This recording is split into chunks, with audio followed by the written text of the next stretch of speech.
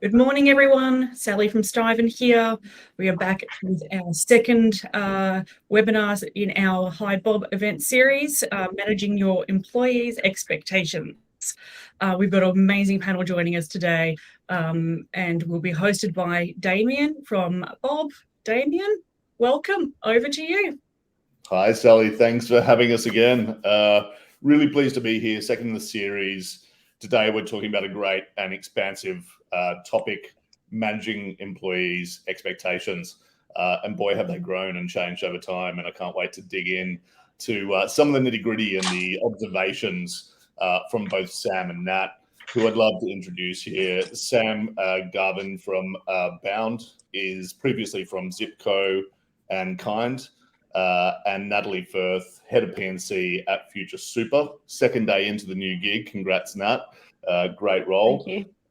Nat also comes from a background of Envato and Medibank. So I'm just going to hand it over to them to give a little bit more context about their experience and background. So over to you, Sam. Thanks, Damien. Thanks so much for having me. So my background is up through agency recruitment. I think there's more of a trend these days if we see people coming from recruitment into people and culture, which is really awesome. So I started out in agency and then I went in-house when I joined Zip. Zip was really small when I joined. And so I joined as their first talent acquisition partner. And as the business grew, my role within Zip grew. So I moved from talent acquisition to social impact to learning and development. And then I made the leap into Kind as their head of people and culture. Kind was an early stage startup. So really getting to see what I suppose like setting up people and culture looks like from, day dot as employee number 10. And then after Kind, I'm now at my current organization, Bound, who are a digital consultancy. So getting to see the world of consultancy as head of people and culture, which is a really interesting, I suppose, flavor of people and culture comparative to, startup and product companies. But yeah, that's me. Great to be here. It sounds like you love starting early and building frameworks and putting it all in place, and bringing it along from an early phase, which is a really exciting part of the journey. Yeah, thank you, Sam. And that gives us a little bit of context of your background. Yeah, thanks for having us, and great to be here. So Nat, my pronouns are she, her. I'm currently on Bonaron country, so in Melbourne, in Edith Vale, so beautiful Bayside here.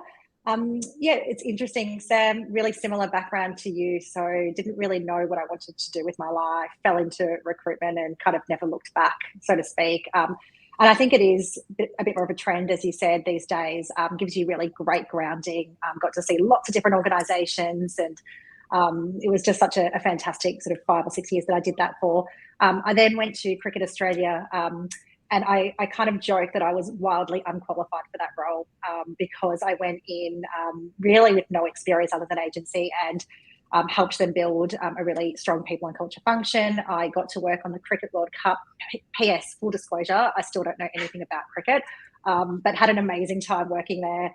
I then decided to start my own business. So I did that for 6 years, building a recruitment and HR consulting firm that's still going today. Again, that was an incredible experience, learned so much along the way, particularly when I decided to exit the business. And that was a really, great learning, but very emotional time in my life to leave something that you've spent so long building.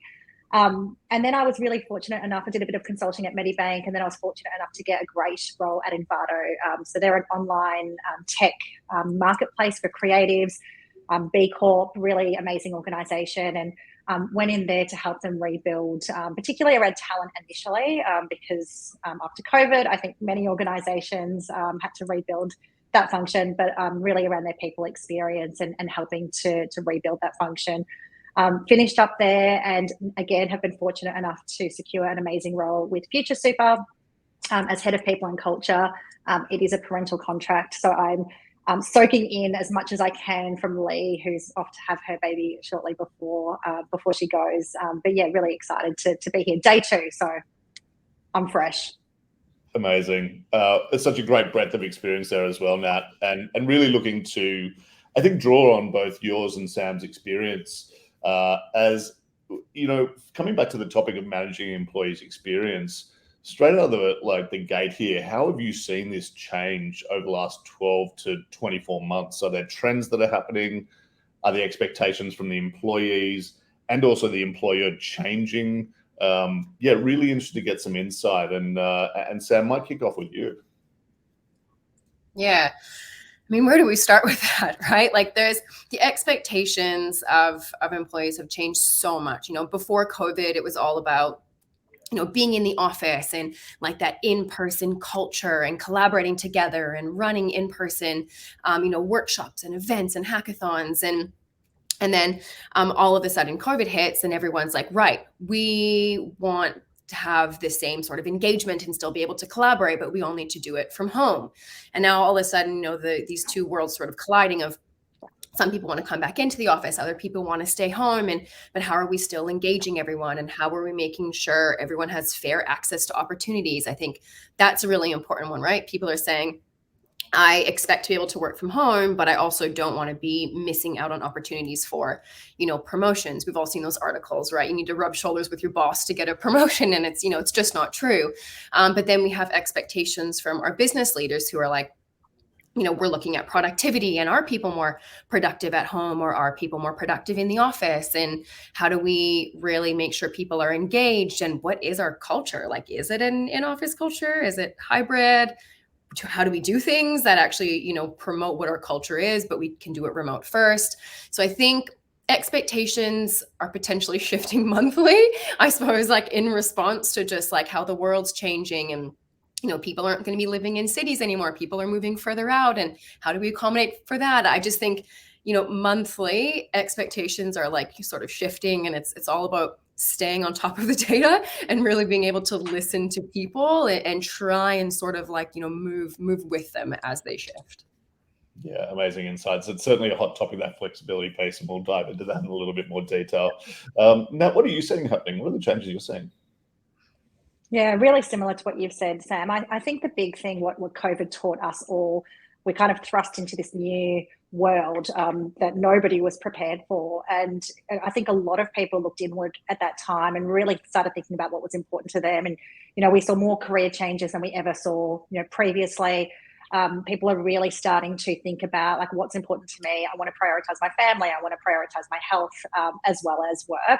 So that well-being, that mental health and well-being side of things is becoming really critical more and more. There is that isolation piece that can come from working from home. So there's obviously, you don't need to go through all the incredible benefits we get from flexibility. But there's a flip side to that as well. And it's, looking after people's well-being. I often would say to my team in my last role, I can't see you, I can't hear you, unless we're on a call together. So if you're having a bad day or something's going on, we need to have that psychological safety to be able to tell each other. And it's a different way of communicating. Whereas in the past, I'd be able to say, hey, you're having a bad day. Let's go for a walk. Let's grab a coffee. So it also is a different way of leading. And I think that's something from an L&D point of view, we really need to invest in leaders to lead differently. But that's definitely something I'm noticing. And then, excuse me, on the flip side, there's then, the expectations of employers. I think probably unconsciously, I don't think anyone's doing it intentionally, but we are starting to expect more from employees as well. So there is this whole, employees, the expectations are rising, but I think our expectations as employers are also rising. You don't have that commute time anymore. You don't have that switch off time. The day where the day starts and ends is really blurry now. So there is this kind of expectation that people are on and they're responding, and that feeds back into that sort of mental wellbeing side. Like, how do we manage that? So it's a really interesting time to be working in P&C, I think. Yeah, and the hyper availability as well. There's so many different channels you can reach me on at all times, and it feels like I know, having this conversation with my own team in a global organization, if I'm getting slacked at 8 p.m., is it expected that I'm supposed to respond to that? Or where are the guidelines for me to be able to operate safely and know that I can switch off and not respond? So it's a whole new work environment and lots of new rules to consider, I think, as we kind of adapt through this period. And talking a little bit about flexibility here, this is obviously a very hot topic and has been for quite some time. I think there's lots of different vested interests. I think there's lots of different generational pools. But for yourselves both at the forefront of shaping these policies and thinking about what's best both for the business and also for the employees. And ultimately, that's that balancing act between the two, what hits the right chords. How do you handle these conversations internally? Sam, you and I were talking pre this about, the potential for the rise of the 4-day week and, all sorts of these things that are interwoven now. Really interested in conversations you're having. What do you think about? How do you strike the right balance, do you think? Yeah, I think the flexibility piece is really interesting because flexibility means different things to different people as well, right? Flexibility for some people might be, I need to be able to do, drop off and pick up for my kids. Flexibility for other people is, I have a side hustle now. Out of COVID, I'm working on my passion project, and I can only actually do 4 days a week or 3 days a week.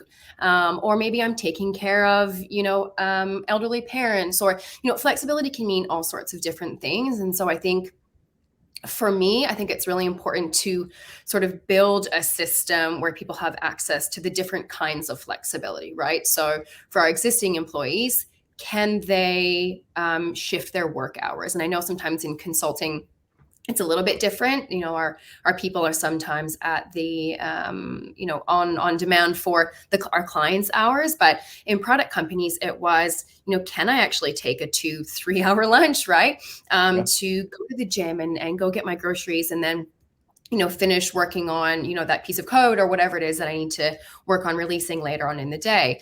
For parents, I think we're all in agreement. I think you'd be hard pressed to find a company these days that isn't like, yes, go do your pickup and go do your drop off. But then there's also this interesting other angle of, there's a lot of internationals that live in Australia, particularly in Sydney and in Melbourne, where a lot of tech companies' hubs are. How are we taking care of our international employees who weren't able to go see their family, and are we allowing them to say work overseas? And that's a whole nother level of flexibility. And at Bound, we have a working from anywhere, right? Where you can actually take that time and go and be with your family or go work overseas. We had that at Kind as well. It was super important. I think we hardly had any Australians actually working for us. I know that I took it myself. I hadn't seen my family in a really long time, and I was able to go work from Canada. And it was such a mental load, I suppose, taken off of me to be able to spend time with my mom and dad, but then be able to still, work and deliver on the things that I meant to deliver on. So I think, in how we design flexibility, I suppose coming back full circle, is we've got to think about it from more than just one angle. It's not just work hours. It's, where we're working from and how we're working and what our expectations are. Is it outcomes or is it hours? And I think we kind of know the answer to that one. Yeah, great call. Now, what about yourself? Yeah, it's everything you've said really resonates, Sam. And I think, it's really blurry now. Like life and work are just intertwined, and there's no unpicking that. I think it's the reality that we have to face. You do personal things in work hours, you do work things in personal hours, and that's just the way it is. I think the really challenging thing to think about, I don't want to sort of rehash everything you've said, Sam, because, you hit all the key things there. But I think the really challenging thing to think about is there is still a really large cohort of people that I speak to that really value that in-person connection. They really value, being able to spend time with people. People who are extroverts like me, get energy from being around other people. So how do you help recreate and support that in a flexible environment? And the company I'm working for now and my previous company were both remote first. That was our philosophy, and it's amazing, and all the things come with it. But there's always going to be people that value that in-person connection.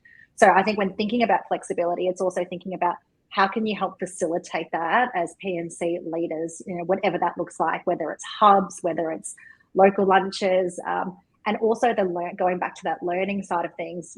I think back to my early agency days, Sam, and I'm sure you're the same. I learned the most by listening and hearing people around me and how they handled certain situations. And we don't have that incidental learning now. Often, so if you're more junior in your career, you're not hearing or having that sort of support immediately. You're having to reach out for it.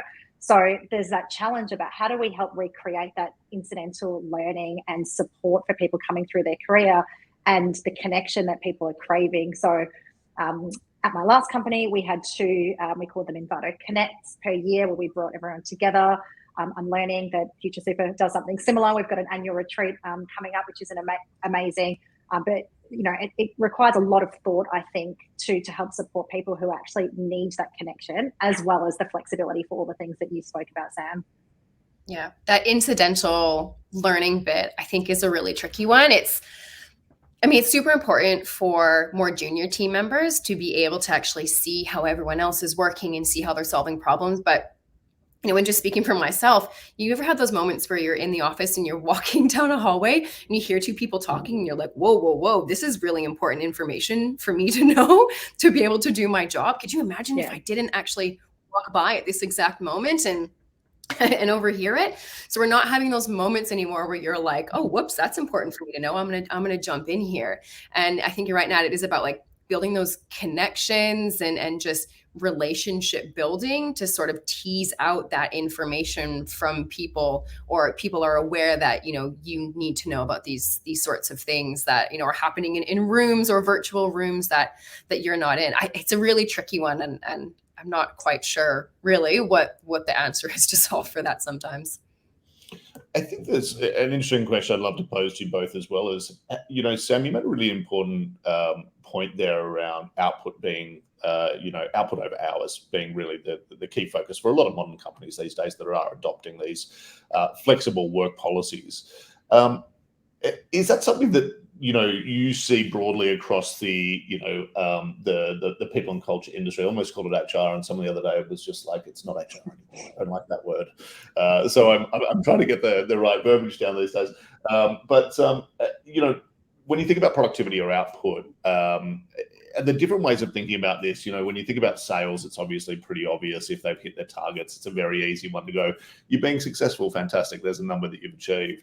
But that becomes way more nuanced against a bunch of different departments within the organization. Is this the conversation that's starting to evolve that you're hearing with your peers and within the companies that you're working with as well? How do we offset the flexibility and understand if the productivity is actually being impacted?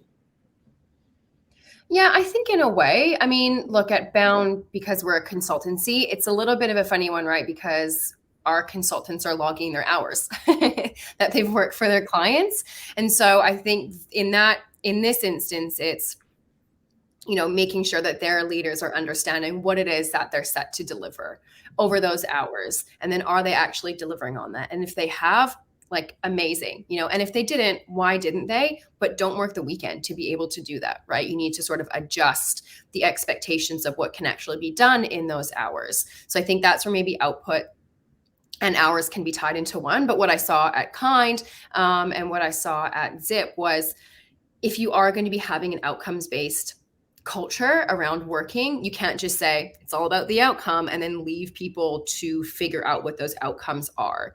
You need to be able to, as a leader, as a leadership team, or even as like the founders of the company, be able to say, this is what we're aiming to do, and then work backwards from there to set those milestones in. So that way, when people are working and they say, these are the outcomes that I need to get this week or this month, they actually know when they get there, instead of it being sort of intangible thing about, we're all about outcomes, but no one knows what they are. And so you just like work until the sun comes up again, because you're never sure when to stop. So if you're not actually defining what those outcomes are, and being transparent about what those goals are as a company or as a team, or even just to you as an individual, you're never really going to be able to say we're all about the outcomes and not the hours. Yeah, makes perfect sense. And I think, the word productivity is a really interesting one, right? Because, how do you define that? And I think, like, to your point, you can be working, I've seen in previous organizations, people working really, really hard, doing really long hours, but not necessarily clear around what they're meant to be working on.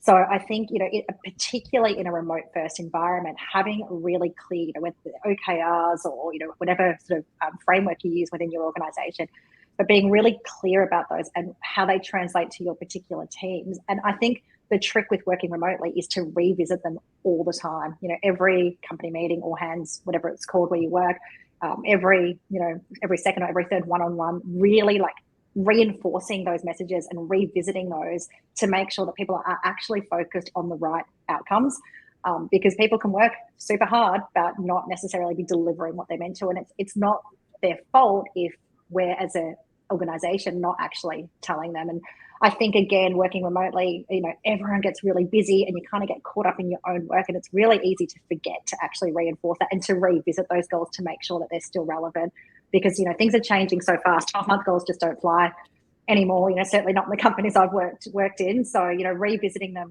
quarterly, making sure they're still relevant, updating and adjusting, I think is really important to getting the most out of a flexible working environment. Yeah, great. I'm going to change gears here slightly and move on to a topic that I think is going to be maybe the next piece that comes up. We know in the PNC world, there's always a new topic of the month or the quarter, and this one's going to be about pay transparency. And just before we dive into pay transparency, I want to invite anyone in the audience that's got questions for Sam or Nat to feel free to post them. We've got them, we can see them, and I can certainly feed them to the panelists as we have the discussion. So just on pay transparency, it's obviously starting to become a talking point. We're seeing it change in legislation in countries around the world, including Australia. We're seeing some legislation come in. How are you addressing this in your organizations, and how's it impacting your hiring and the way that you hire? Nat, I might throw this one over to you to kick us off. Yeah, it's a really interesting one. I think it's shining a light on something that's kind of been, certainly when I was growing up in my career, nobody, you weren't allowed to talk about salary, and it was this big sort of secret. Particularly working in the last couple of years within a tech organization, it was a huge topic around, pay transparency and publishing bands. We didn't get to the point at Envato that we did that. I'm a massive fan of pay transparency, but I think if you're going to do it, you need to have a really robust remuneration philosophy and framework. You need to make sure that you are regularly benchmarking. I'm also a big fan of gender pay gap transparency as well. And there's some really great tools. One that we did implement when I was at Envato called Equity, which is amazing and gives you sort of real-time visibility around that. I think feeding it into a recruitment process is a really interesting one as well. And one of the things that we did see, you'd benchmark roles, you'd realize that the pay had shifted, you'd go out to market, and all of a sudden you're in a situation where you're potentially recruiting someone to come in at a higher salary band than an existing cohort of people. And that was happening. I think it's slowed down now, but certainly within the software engineering space, that was happening really regularly. So there needs to be an appetite internally as well to be looking at that and adjusting. And that is a big expense for an organization. So there's a lot of complexities there, but certainly I think, it's going to be something where we're just going to have to start doing it. I think the legislation that's coming in, I think the expectations that are coming in from employees as well, we're going to have to be publishing them. And I think we should be, and talking about it really openly and honestly with staff. And with that comes education as well.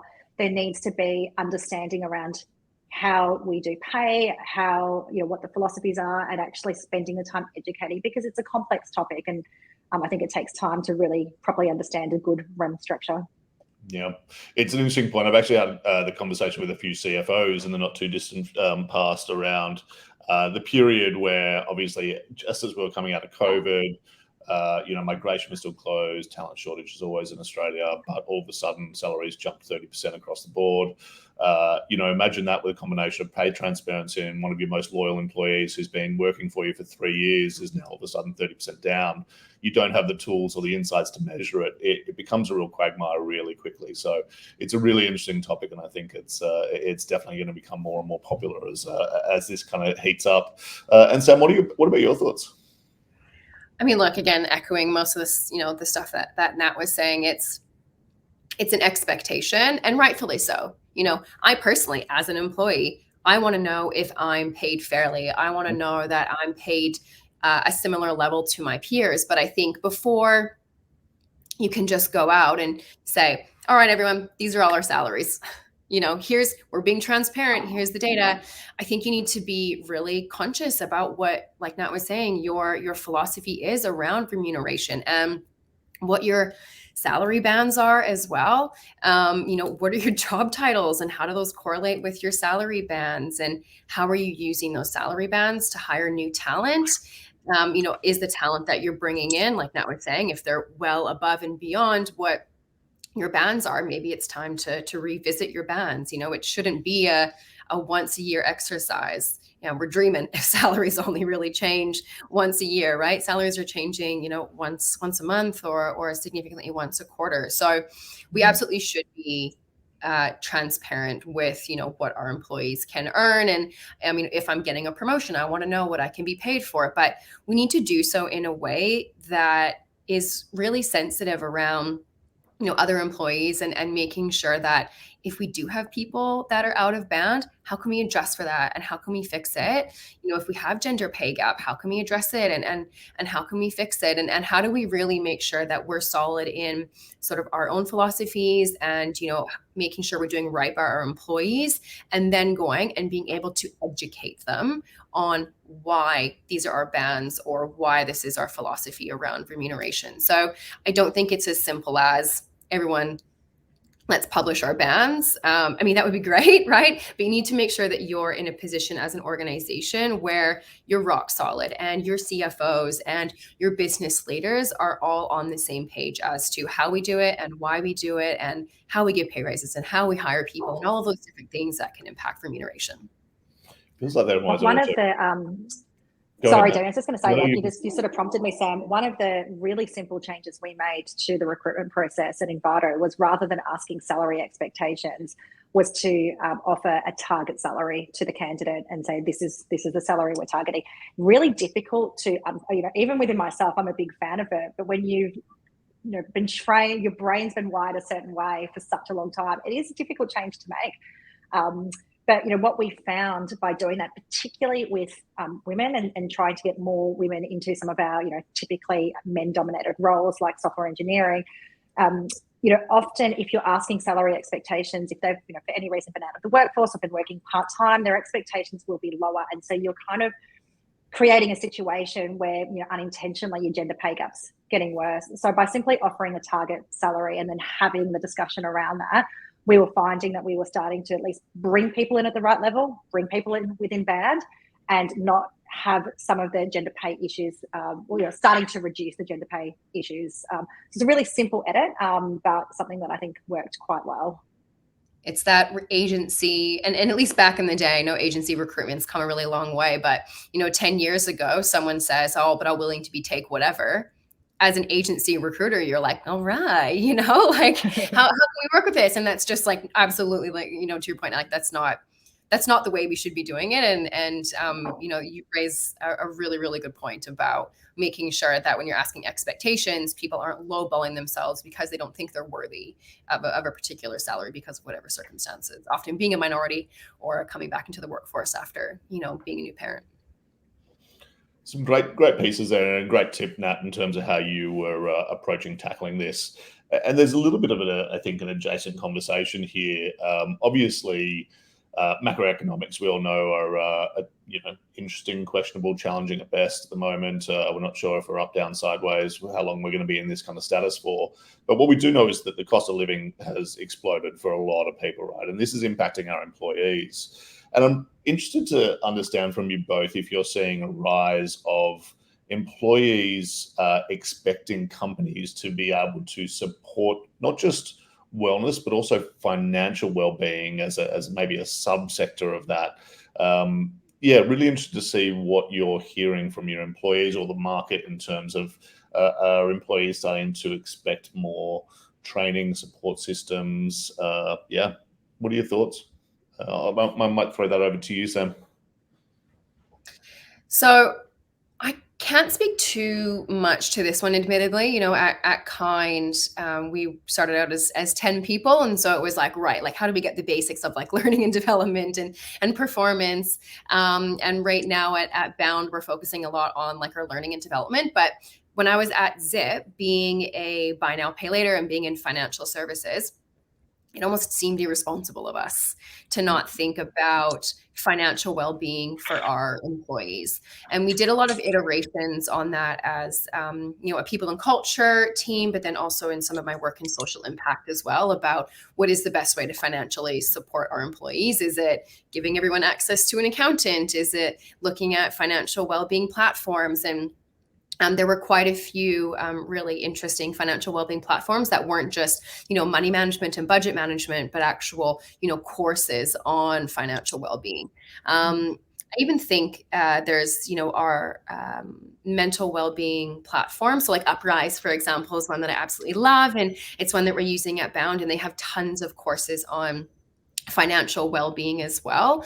And so I think, right now in my current role and with Bound, it's not something that we're looking at just as of yet. I'm definitely not saying it's off the cards, but during my time at Zip, if you're in financial services, it's almost your duty and your responsibility to help your employees really understand that, because we're turning around and talking to customers and saying, how are we helping you with your financial well-being? It only makes sense to do it for our employees as well. But yeah, Nat, really keen to hear what you think on this. Yeah, I mean, it's definitely something that's becoming really topical, right? And, we ask people to bring their whole selves to work. And the whole selves, really at the moment, I think, like you mentioned, Damien, the world's a pretty interesting and scary place. You look around what's happening, in France at the moment, and, it's pretty wild out there. And I think health and well-being is particularly important. We need to look after people. And a really large part of that is financial well-being as well. There is a housing crisis, there is a rental crisis happening in a lot of major cities at the moment. People are really struggling to, with interest rates rising, to keep up with mortgage repayments, or, to find a place to rent at a reasonable rate. This is reality that, people are experiencing and living, and it's really scary when you're not feeling financially secure. That is a huge, that can really affect so many things about the way you operate and the way you bring yourself to work. So, I think it's a really interesting one. I'm too early in my journey at Future Super to say too much about what they're doing there. But certainly at Envato, it was something we were starting to think about. And when we did have, Mental Health Week, and when we did do things, there was always a financial wellbeing component to that. It is a really blurry line again, though, Damien, to your point earlier, we're really crossing into this new territory. But I do think as an organisation, if we want to support people, then it is something that we need to start thinking a lot more about. Yeah. Sorry, Damien. I was just going to say, Nat, you just made me think about when you're talking about like the housing crisis. If we are really wanting to take care of our employees, financial well-being and definitely by extension, mental well-being and physical well-being, people can't afford to live in cities, right? So they're moving out somewhere where they can actually afford to have space and they can afford to start a family. And so if we turn around and say, all right, everyone back into the office, that is a huge financial burden. People are having to find childcare, or they're having to, hire like live-in carers, or they're having to fuel up the car and the cost of gas, or they're having to take public transport. And so there's all these different considerations that an employee has to take into account that's going to impact them massively financially, just by saying something as simple as we're back in the office 3 days a week, when typically they've now designed their life and they've structured their finances around living somewhere more affordable where they can, look after their kids most of the time. And then there's a really interesting thing that you're saying, which is some companies starting to, I think Google was in the news for it, starting to look at actually paying less to employees that were based regionally, which mind boggles me if you're doing the same role. But, there's that component as well, which can be a really massive hit to someone if, like you said, Sam, they've based themselves there for financial security, and all of a sudden that's a reality as well. So, yeah, it's a really interesting one. I've heard this one for twice. Well, Nat, you get paid more for the same role in New York as you might do if you're, in a regional space where the cost of living isn't so high. It's it's definitely an interesting one. I'm also I was just going to say location. Sorry, Damien. Sorry, I was just going to say location-based salaries, I think, are just like a whole other kind of. It could be like a whole other topic, right? Yeah. A whole other webinar is, if you pay someone X in Sydney, what if they move to Wagga Wagga? Like, what do we do? Do we reduce their salaries? What if they move, to Sydney? I think it's a whole hour-long topic, really working through that one. I think also there's got to be a lot of people out there who, you see these roles being promoted as remote, and I'm sure that's built into contracts. And how do you unwind legal employment contracts that are remote first across the entire organization if you decide to, drive everyone back into the office? So it's definitely some interesting intricacies in that conversation that will no doubt be, discussed for many years to come as well. And look, just given the time, I wanted to round off with one more topic, which I think is a really important one. I think a lot of companies are being asked, and a lot of people, are being asked to do more with less is a little bit of the mantra at the moment, given the macroeconomics. I'm really interested to understand in a time where, we are scrutinizing, budgets across the board, or most are. How is this affecting your L&D budgets and your strategy around L&D? A lot of what we're talking about, health, wellness, preparing people, reskilling them. They're not next, the juniors, how do we get them up to muster without that, learning by proximity?